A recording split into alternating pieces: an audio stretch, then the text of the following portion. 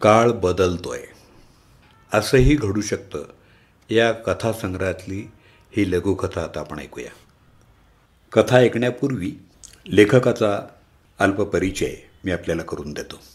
श्रीयुत चंद्रशेखर रामचंद्र टिळक एक हरहुन्नरी, चतुरस्र आणि बहुआयामी व्यक्तिमत्व म्हणून आपण त्यांना ओळखतो. व्यापक सामाजिक बांधिलकी, उच्च कोटीची व्यासंगी साहित्याभिरुची, जागरूक आणि निर्भीड बाण्याची संतुलित पत्रकारिता, सामाजिक उत्तरदायित्व ठळकपणे अधोरेखित करणारी कर्तव्यपरायणता, अंगीकृत कार्याशी असलेली रिद्ध समरसता आणि अनेकविध पुरस्कारांनी सन्मानित झालेलं त्यांचं वैचारिक अधिष्ठान. मित्रहो, ही त्यांच्या अष्टपैलू व्यक्तिमत्वाची गौरवशाली मानांकनं आहेत. चिंतनात्मक, प्रबोधनात्मक आणि शाश्वत जीवनमूल्यात्मक जाणीवा आपल्या साहित्यकृतीतून जोपासणारा हा अवलिया अगदी सहजच आपल्या अंतरंगात स्थिरावतो आणि आपलं स्वतःचं अढळ स्थान स्थापित करून त्या जाणीवांची रुजवण समाज मनावर लीलया करतो. चंद्रशेखर टिळक यांना ऐकणं ही श्रोत्यांसाठी मोठी पर्वणी ठरेल. मग चला तर आपणही या श्रोतृवर्गाचा एक भाग होऊया आणि हर्षोल्लासात निनादणाऱ्या अखंड आणि अवीट गोडीत तृप्त होऊयात.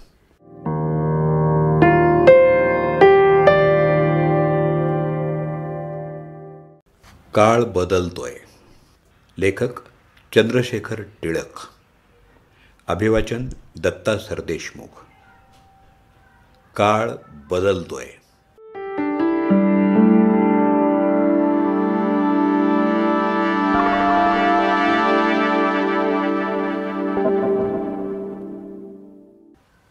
विमानाचे सगळे पंखे आता सुरू झाले होते. विमानतळाकडून धावपट्टीकडे विमान वळलं. प्रचंड आवाज करत धडधडत विमान वेगानं धावपट्टीवर पळू लागलं होतं. विचार करत बसलेल्या शेखरच्या पोटात अचानक धस्स झालं.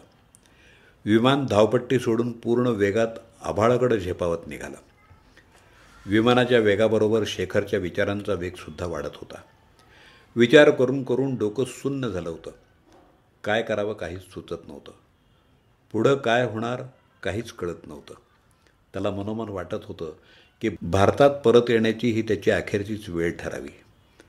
माझा देश, माझी माणसं, माझी बायको, मुलं, सगळ्या स्वप्नांचा आता चुराडा झाला होता. हातात काहीच उरलं नव्हतं. आयुष्य देखील विमानासारखं अधांतरी.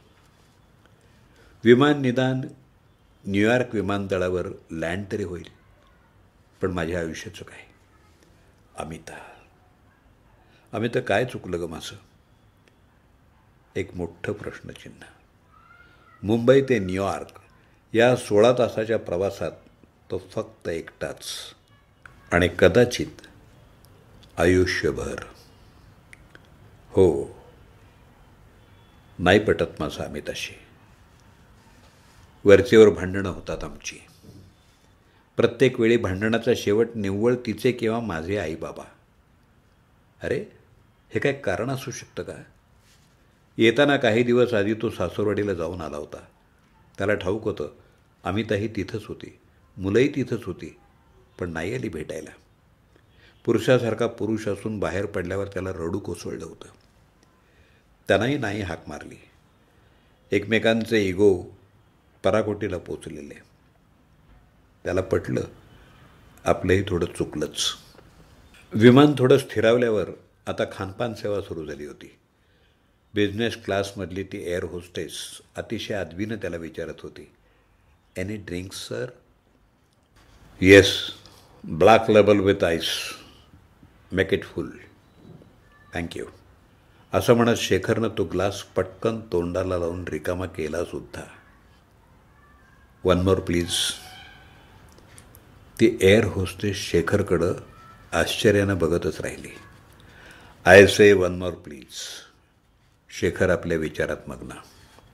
7-8 वर्षापूर्वीच पुष्कळ थाटामाटात त्यांचा विवाह झाला होता.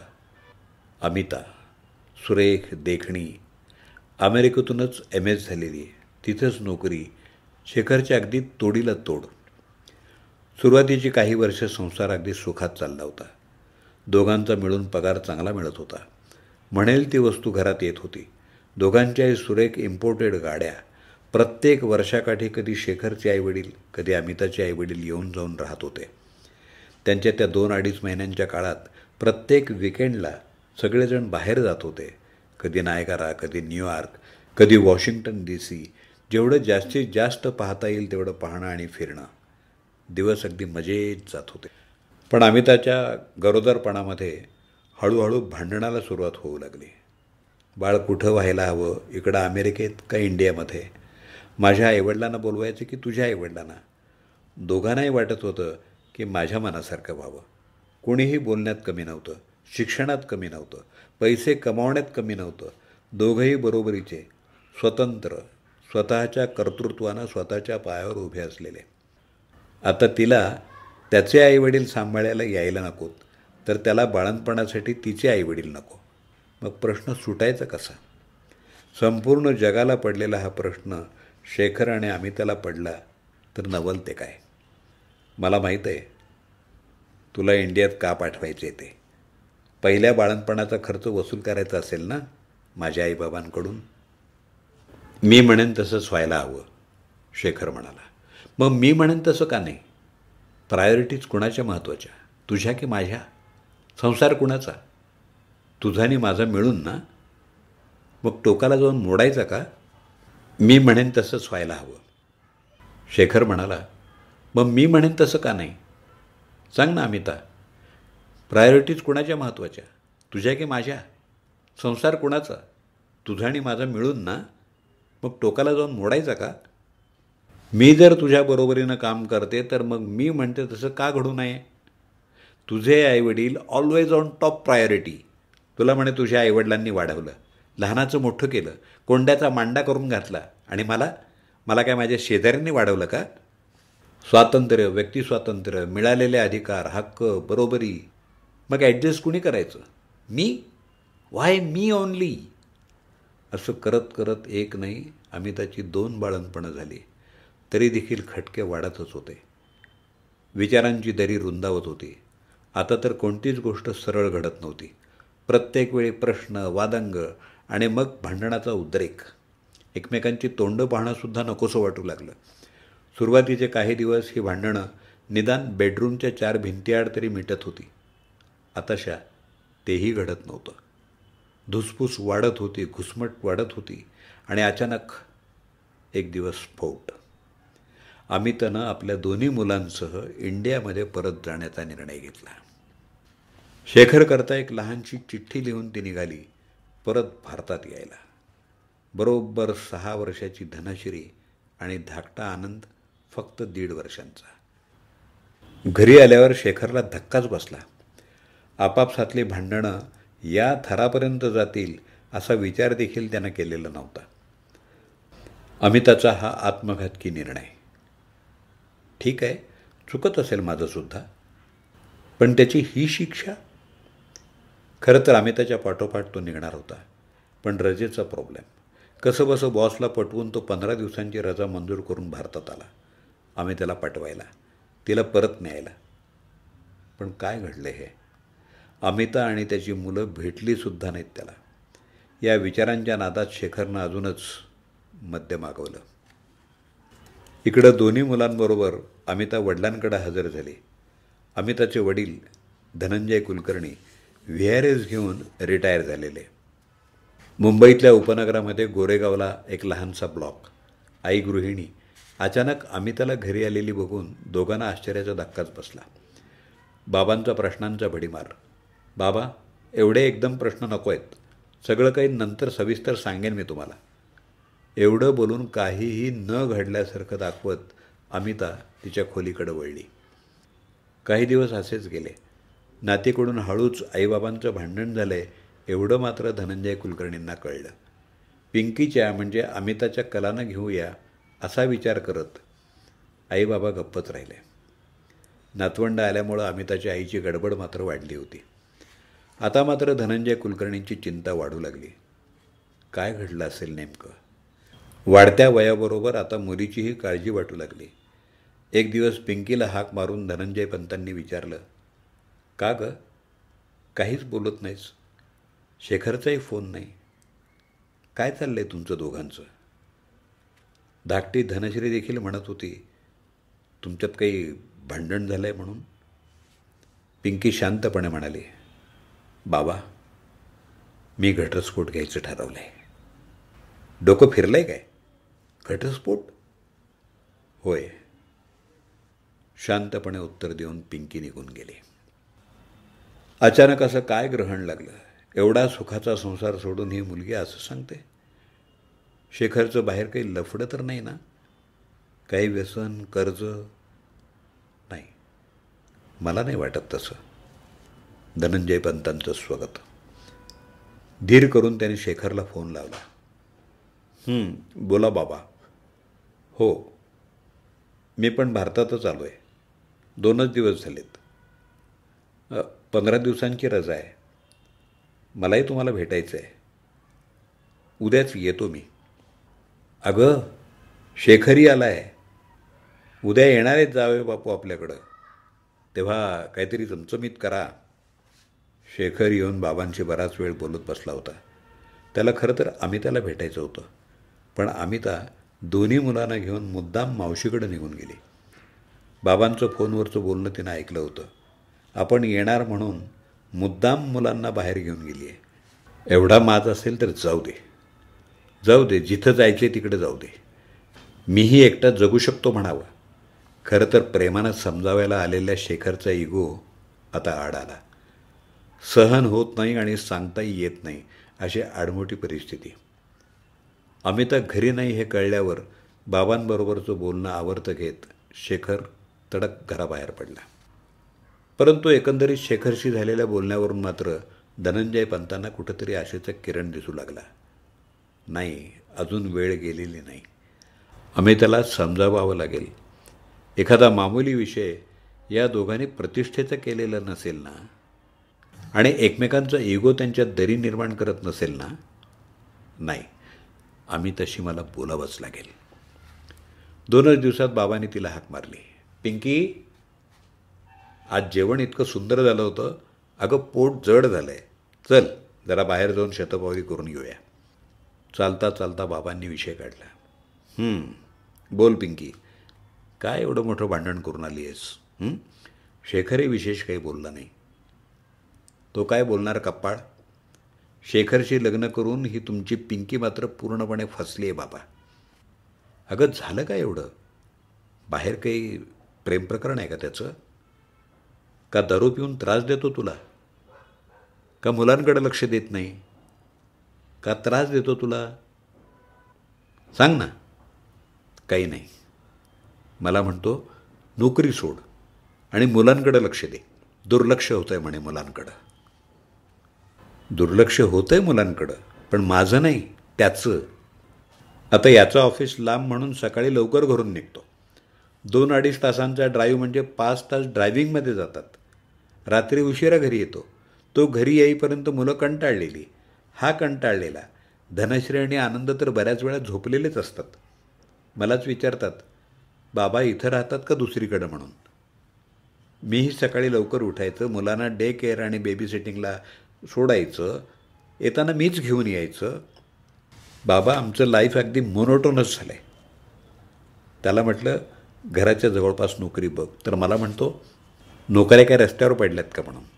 नाही ना, मग मी नोकरी सोडून आपण रस्त्यावर यायचं का? तर म्हणतो मुलं मोठी होईपर्यंत थोडं ॲडजस्ट करावंच लागेल. म्हणजे ॲडजस्ट फक्त मी करायचं, माझी नोकरी, माझं करिअर खड्ड्यात गेलं तरी चालेल. पिंकीला भावना वेग आवरता येईना. ती रडू लागली. शांत हो बेटा, आपण सकाळी बोलू. पिंकीचे प्रश्न योग्य होते. एकट्या शेखरच्या पगारात संसार करणं बरंच अवघड जाणार होतं. पण म्हणून घटस्फोट? मार्ग शोधावा लागेल. एकमेकांना समजून घ्यावं लागेल. त्यांच्याबद्दल विचार करतच बाबांना झोप लागली. हे बघ पिंकी, मी रात्रभर तुझाच विचार करत होतो. तुझे प्रश्न योग्य आहेत, पण मला एक सांग. स्त्रीला शिक्षण मिळालं, चांगली नोकरी, चांगला पगार, काही एक करण्याकरता कोणाला विचारायची गरज नाही. अगं मग हा संसाराचा समतोल सांभाळायचा कुणी? या संसार रथाची दोन्ही चाकं जर कुरकुरू लागली किंवा थांबली तर हा रथ पुढं न्यायचा कोणी? चूल आणि मूल करणारी स्त्री घराबाहेर पडल्यावर चूल कुणी सांभाळायची आणि मूल तरी कुणी सांभाळायचं? तुला वाढवण्यात आमची काही चूक तर झाली नाही ना पिंकी? अगं बरं वाईट ओळखण्याची क्षमता आणि विचार दिले तुला, चांगले संस्कार दिले, स्वतःच्या पायावर उभं राहता यावं म्हणून उत्तम शिक्षण दिलं. कशासाठी केलं आम्ही हे सगळं? आणि कशासाठी इतरही आईवडील हेच करत असतात? एवढ्याचसाठी बेटा की आपल्या मुलीचा संसार उत्तम व्हावा, संसाराच्या जडणघडणीमध्ये तिचाही हात असावा, तिला मिळणारा आर्थिक मोबदला तिनं तिचा संसार सुखी करण्याकरता खर्च करावा. स्त्रीनं आर्थिक आणि वैचारिकदृष्ट्या स्वयंपूर्ण असणं हे संसार तोडण्यासाठी नाही बेटा, तर संसार जोडण्याकरता असतं. पिंकी बेटा, अजूनही वेळ गेलेली नाही. विचार कर, परत जा बेटा. मला तुझा अभिमान आहे, गर्व आहे. I am proud of you.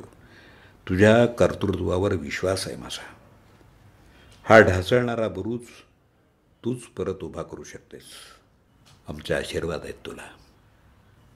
जरा जास्तच घेतल्यामुळं शेखर त्या गुंगीतच झोपला. न्यूयॉर्क येण्याच्या काही वेळ अगोदर एअर होस्टेसनं त्याला अदबीनं हळूच उठवलं. शेखर अजूनही सुस्तावलेलाच होता. तरीही 5च मिनिटात वॉशरूमला जाऊन तो फ्रेश होऊन आला. तोंडावर आणि डोळ्यांवर पाणी मारल्यामुळं त्याला जर आता बरं वाटत होतं. मॉर्निंग ब्रेकफास्ट आणि चहा संपेपर्यंत अनाऊन्समेंट झाली. In another 15 minute time we will be landing at JFK international airport, New York. एक लहानसा धक्का देत विमान एअरपोर्टवर लँड झालं. अजूनही शेखर अमित आणि मुलांचाच विचार करत होता. इमिग्रेशन फॉर्मॅलिटीज पूर्ण करून तो बाहेर आला. लगेज क्लेम करून ट्रॉलीवर सामान टाकून सावकाशपणे तो विमानतळाच्या बाहेर जाण्यासाठी निघाला. बऱ्याच लोकांची गर्दी त्यांच्या माणसांची वाट बघत बाहेर थांबली होती. ओळखीचा चेहरा दिसताच हात हलवून धावत धावत लोक गळाभेट करत होते. एवढ्यात त्या गर्दीतून एक आवाज आला, शेखर, शेखर. त्याचा कानावर विश्वास बसत नव्हता. अरे, हा आवाज तर अमितासारखा वाटतोय. पण भारतातून ही माझ्या आधी आली कशी? नक्की अमिताच आहे ना? अरे, अमिताच ती. अमिता धावत धावत पुढे आली आणि तिनं शेखरला मिठीच मारली.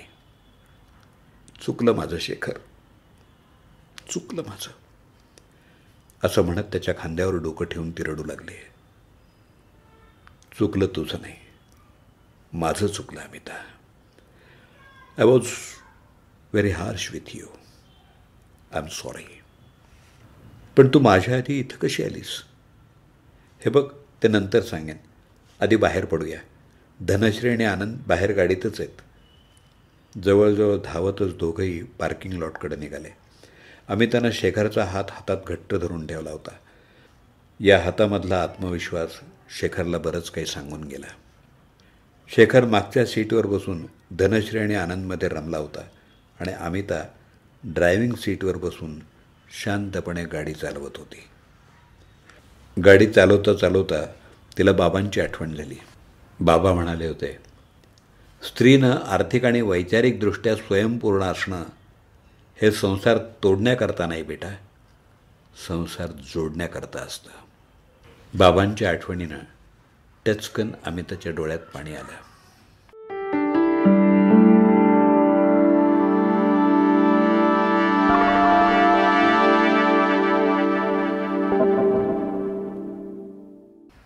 काळ बदलतोय, असंही घडू शकतं.